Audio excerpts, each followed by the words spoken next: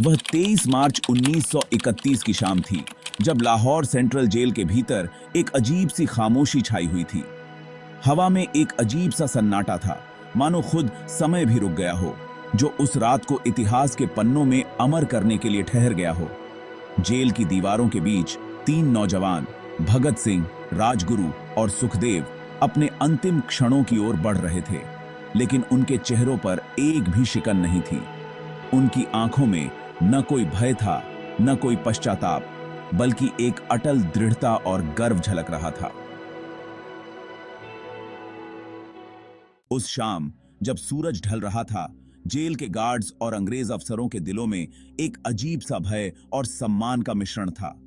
वे जानते थे कि जिन लोगों को वे फांसी देने जा रहे हैं, वे साधारण इंसान नहीं हैं। ये वही नौजवान थे जिन्होंने इनकलाब जिंदाबाद का नारा देकर एक पूरी पीढ़ी को जागृत कर दिया था। उनकी नजरों में एक अलग सी चमक थी, मानो वे किसी और ही दुनिया में हों, जहां मौत का कोई डर नहीं। राजगुरु और सुखदेव भी उनके साथ थे, मुस्कुराते हुए एक दूसरे के कंधे पर हाथ रखे। वे जानते थे कि उनका बलिदान व्यर्थ नहीं जाएगा। जैसे ही वे फांसी के तख्ते पर पहुंचे, तीनों ने एक दूसरे को गले लगाया। उनके होठों पर वही नारा था जिसने अंग्रेजी हुकूमत को हिलाकर रख दिया था, इनकलाब जिंदाबाद। यह नारा जो जेल की दीवारों से टकराकर दूर दूर तक गूंज रहा था, मानो स्वतंत्रता की पुकार थी। फांसी के फंदे उनके सामने थे। भगत सिंह ने आगे बढ़कर फंदे को चूमा, जैसे वह कोई ताज हो जो उन्हें पहनाया जा रहा हो।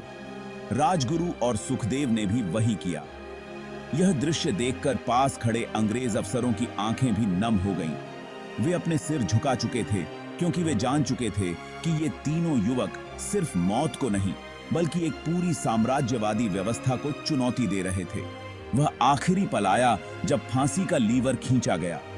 तीनों के शरीर हवा में झूल गए, लेकिन उनकी आत्मा हमेशा के लिए स्वतंत्रता के आकाश में उड़ान भर चुकी थी। उनके बलिदान ने पूरे भारत को झकझोर कर रख दिया।